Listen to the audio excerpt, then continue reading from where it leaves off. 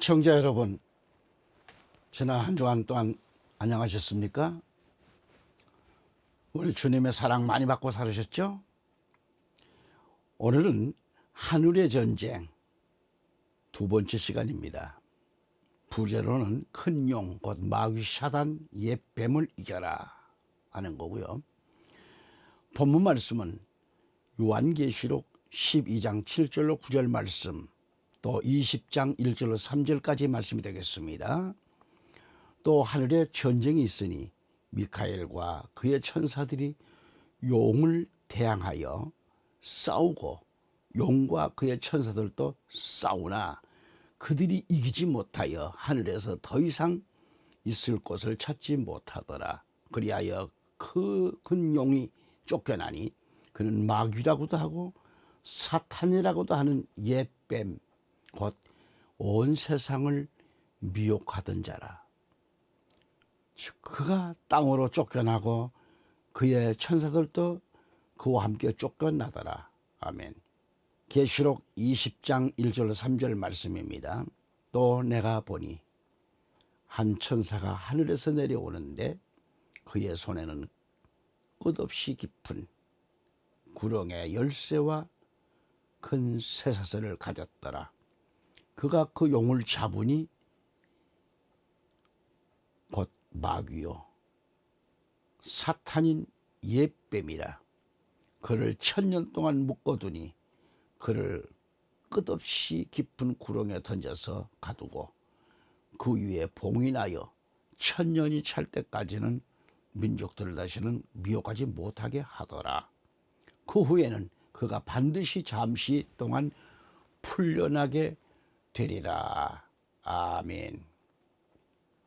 전국에서, 해외에서 CJTN TV를 시청하고 계신 성도 여러분, 목회자와 선교사 여러분, 이 시간 우리가 알아야 하고 사용해서는 안 될 언어 구사에 대해서 두 번째 말씀을 드리겠습니다.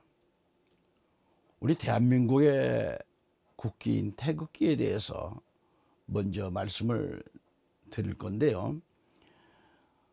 그동안에 몇 번간 이렇게 걸쳐서 한번 해드린 바도 있습니다. 오늘 말씀을 좀 들으시면서 혹 기분이 언짢다든지 또는 이해가 안 된다고 해도 우리 그리스도인들은, 하나님의 백성들은 알아야 할 필요가 있기 때문입니다. 그래서 부탁드리기는 놀라지 마시고 끝까지 기도해 주시고 후원으로 협력해 주시면 큰 힘이 되겠습니다. 주 예수 그리스도 이름으로 은혜와 은혜의 시간이 되시기를 거듭 축원합니다. 첫째로 우리가 알아야 할 것은 큰 용, 마귀, 사탄, 옛뱀에 대해서입니다. 큰 용, 사탄, 옛뱀이 무엇인지를 알아야 하는데, 여기서 우리 그리스도인들은 하나님의 말씀에 검을 들고 큰 용, 사단, 옛뱀들과 싸워서 이겨야 합니다. 이것들과는 싸움은 총칼 들고 싸우는 게 아닙니다. 사단 마귀와 싸움은 총칼로 싸우는 게 아니에요. 치고받고 싸우는 것도 아니에요. 미사일을 쏘고 싸우는 게 아닙니다. 혈과 육의 싸움도 아닙니다. 하나님의 말씀에 검을 들고 싸우는 거죠. 사도 바울은 큰 용, 사탄, 옛뱀과 싸우기 위해서 말씀으로 무장할 것을 권하고 있는 거죠. 그래서 에베소서 6장 17절에 가서 보면 뭘 준비를 할 것인가? 뭘 준비하라 그랬을까요? 구원의 투구입니다. 구원의 투구와 성령의 검, 곧 하나님의 말씀을 가지라는 겁니다. 선지자 이사야는 이사야 59장 17절에서 그는 의를 흉배로 입으시고 구원의 투구를 자기의 머리에 쓰시며 복수의 의복들로 옷 입으시고 열심으로 겉옷을 입으셨도다라고 하셨습니다. 위의 말씀과 같이 우리는 구원의 투구를 머리에 쓰고 성령의 검인 하나님의 말씀으로 무장하고 큰 영 사탄 마귀와 싸워서 이기는 겁니다. 현대어 성경을 보니까 똑같은 구절인데요. 주께서 정의를 갑옷처럼 입으시고 구원의 권능을 머리에 투구처럼 쓰셨다. 거짓과 폭력의 뿌리를 뽑겠다는 굳은 결심을 의복처럼 입으시고 모든 불법을 징계하겠다는 열성을 겉옷처럼 입으셨다라고 했습니다. 선지자 이사야는 예수 그리스도에 대해 이렇게 예언한 겁니다.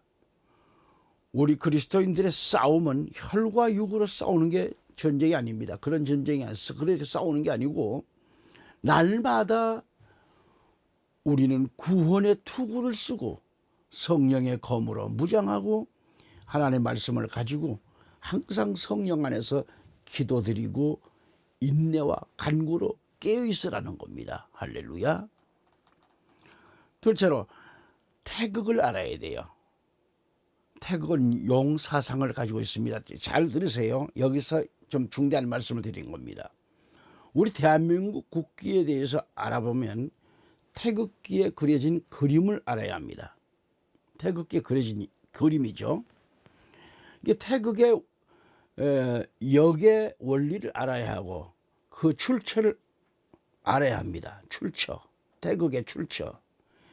태극의 출처를 알아보면 태극은 중국의 창조신 복희가 만들었는데 복희는 사신인수로서 즉 뱀의 몸을 입는 뱀의 몸 인수, 이 사신의 인수로서 이것은 36척이나 되는 커다란 뱀을 가리킵니다. 그 뱀의 형상을 복희가 만든 태극의 원리에 의해서 역이 만들어졌다는 거죠. 그리고 그 역은 바꾼다, 변화한다, 형상을 나타낸다는 그런 뜻을 갖고 있는데 나릴자죠. 이걸 풀어보면 나릴자와 만물물자가 합쳐져서 성립되는 거죠. 그런 글자입니다. 그러니까 일자는 도마뱀의 머리를 나타내고 있는 거고요. 만물물자는 도마뱀의 발과 꼬리를 나타낸다는 거죠. 도마뱀은 빛깔이 하루에도 12번씩 변하는 특색을 지니고 있는 동물이라고 하는데 그래서 일명 12지충, 12시충이라고 그래요. 12시충. 그렇게 이제 부르고 있죠. 게다가 역은 일과 월로 구분하는데 음양은 변화를 뜻하고 음양은 조화에 따라서 우주 삼남 만성이 흥망성쇠와 기륭화복의 변화를 가져온다고 믿는 겁니다. 믿고 있는 거예요. 음양이 창조주의 역할을 대신한다고 믿는 거죠. 여기서 우주란 말이 나오기 이전의 상태를 태극이라고 가리킵니다. 태극이라고 말합니다. 거듭 말해서 뱀의 몸통을 가진 복희가 만든 이 팔괘, 우리나라 태극기에 팔괘의 건, 이 건은 뭐예요? 하늘 건자죠. 그리고 하늘을 상징합니다. 하늘 건자. 또 고는 땅 건자를 쓰는데 고는 땅을 상징해서 아래에 위치하고 또 가는 어긋날 간자인데 이것은 가는 산이요. 그리고 태는 빛날 태자를 쓰는데 이것은 연못을 상징하고 있죠. 연못. 이게 산과 연못은 기운이 통한다 그런 뜻으로 마주보고 있다는 겁니다. 그리고 이 번개전자를 씁니다. 저는 이걸 뭐라 그러냐 우레요. 또 손개 손자를 쓰는데 손은 바람을 나타내는데 서로 상응하고 또 감이라고 하는 구덩이 감자를 쓰죠. 권건감리에서 구덩이 감자는 이 물이고 또 떼놓을 리자를 씁니다. 떼놓을 리자 이것은 불인데 서로 대립한다는 그런 의미를 갖고 있어요. 그래서 여기 팔괘는 그 원리를 따라 점술로 발달했는데 이걸 무당들이 점을 치는 도구로 사용하고 있다는 것입니다. 여러분 생각해 보세요. 그 이게 온갖 잡신이나 귀신들의 원조가 됐다는 거죠. 이렇게 했던 것이 스스로 우상이 되었다는 겁니다. 그런 의미에서 중국의 무당들이 입고 있는 복장이 뭐냐? 중국의 무당굿을 하고 점을 치는 그 무당들의 입고 있는 옷이 바로 이거 알아야 돼요. 그 무당들이 입고 있는 옷에 우리나라 태극기가 있습니다. 8궤가 그려져 있어요. 8궤의 태극이 그려진 옷을 입고 구슬하는 하는 거죠. 이 방송을 듣고 계신 여러분은 이에 대해서 어떻게 생각하십니까? 현재 중국의 무당들이 점칠 때 입는 옷, 무당굿을 할 때 입는 8궤가 그려진 태극을 우리 대한민국의 국기로 삼았느냐는 데 있는 겁니다. 정말 아리송하지 않을 수 없지요. 여기서 복희라 그러는 게 뭐죠? 엎드릴 복자를 써요. 그 다음에 숨해자를 씁니다. 숨해자. 그래서 복희라 그러네요. 복희. 이 복희가 지금으로부터 5,900여 년 전에 중국 황하에서 용마가 그 등에 그림을 치고 나오는 것을 보고 깨달은 것이 하도입니다. 하도가 뭐예요? 강 이름 하자, 그림도자지요. 그래서 이 하도와 태극과 8궤였다고 하는데 이것이 뭐예요? 천지의 이치를 설명하는 그림입니다. 복희는 이것을 이용해 가지고 점치는 법을 설명하고 귀신과 교제하게 됐다는 거죠. 또 용이 나타나는 것을 보고 크게 기뻐하고 용의 이름으로 벼슬을 정하고 용 모양으로 글씨를 만들었다고 하는 거죠. 그래서 우리 그리스도인들이 확실히 알아야 할 것은 여기 주역의 사상은 곧 용, 사탄, 마귀, 뱀의 사상을 섬기면서 추앙하고 있다고 하는 것을 알아야 합니다. 그 말씀 드리려고 제가 이렇게 하는 거예요.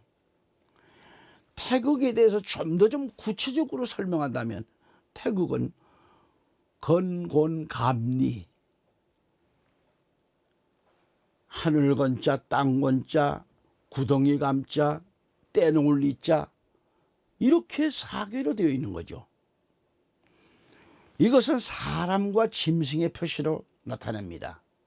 주역설 괴전 제7장을 보면은 주역설 괴전 제7장입니다. 여기서 보면은 거는 말이요, 고는 소요, 감은 돼지요, 리는 꽁이라고 했는데, 또한 이 주역설 괴전 8장을 가보면 거는 머리요, 고는 배요, 감은 귀요, 리는 눈을 가리키고 있죠. 그렇게 말하고 있습니다. 그런가 하면 괴전의 거는 하늘인데 아버지를 말하고, 고는 땅인데 어머니라는 거죠. 감은 양효가 중간에 있기 때문에 중간 여자라는 거고요. 이렇게 태극의 4궤는 곧 짐승과 사람의 표시를 나타냅니다. 그래서 제가 성경을 보면서 이렇게 좀 성경과 비유를 해보는 겁니다. 비교를. 계시록 13장 18절을 또 4궤를 숫자로 계산해 보니까 너무너무 놀랄 일입니다. 여기에서 666이 나와요. 666이라고 하는 숫자가 나옵니다. 여기에 이걸 풀어보니까. 우리나라 태극기를 여러분이 참고하시면 알 거예요. 긴면의 작도법, 태극기 선양운동 중앙의 자료를 보니까 그래 돼 있습니다. 긴면의 구성은, 국기의 긴면은 그 바탕을 흰색으로 하고, 긴면의 길이, 가로와 너비, 세로는 3.2의 비례로 하고 있고요. 국기의 긴면은 태극과 4궤로 구성되어 있습니다. 이렇게.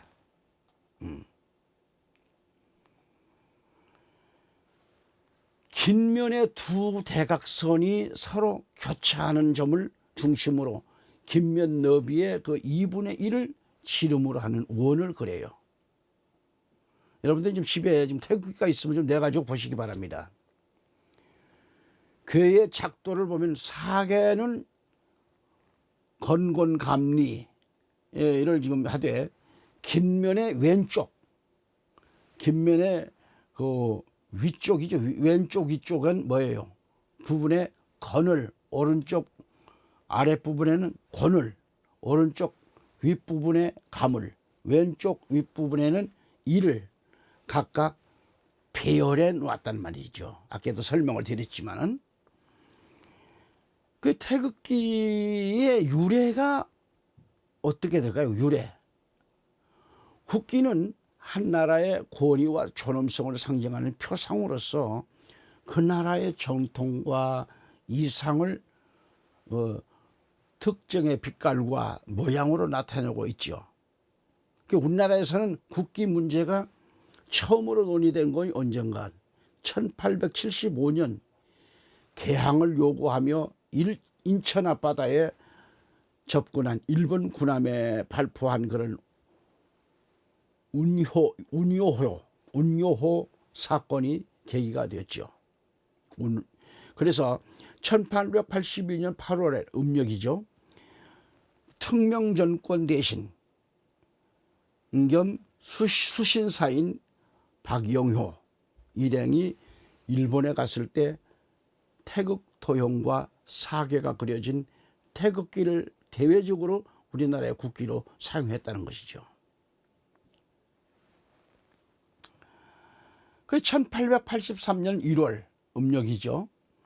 고종은 왕명으로 태극 도형과 사계가 그려진 국기를 공식으로 제정 반포하였지만 그 구체적인 제작 사용법 등을 규정하지는 않았다고 합니다. 이후 태극기는 애국 선열들이 독립운동에 바친 고귀한 그 희생의 현장에서 또는 조국 광복을 맞는 그런 기쁨의 현장에서 우리는 민족과 함께 애환을 같이 하여서 왔습니다. 대한민국 정부가 수립되자 이때까지 조금씩 다른 도안으로 이제 사용돼서 온 태극기 문양을 통일시키기 위해 당시 문교부의 사학자, 미술가, 언론인 사계 권위자 44명으로 구성된 대한민국 국기 시정위원회가 있어요. 시정위원회를 설치하고 전문적인 검토와 함께 국민 각계의 의견을 수렴해 가지고 1949년 10월 15일에 국기 제작법을 제정을 합니다. 그래서 문교부 고시 제2호로 공포됐다는 거죠. 그래서 1984년 2월 21일 국기의 제작, 개양 방법 등 기본적인 사항을 정한 대한민국 국기에 관한 규정을 대통령령 제1361호로 제정이 돼요. 그리고 공포해서 오늘에 이르게 됐다는 것입니다.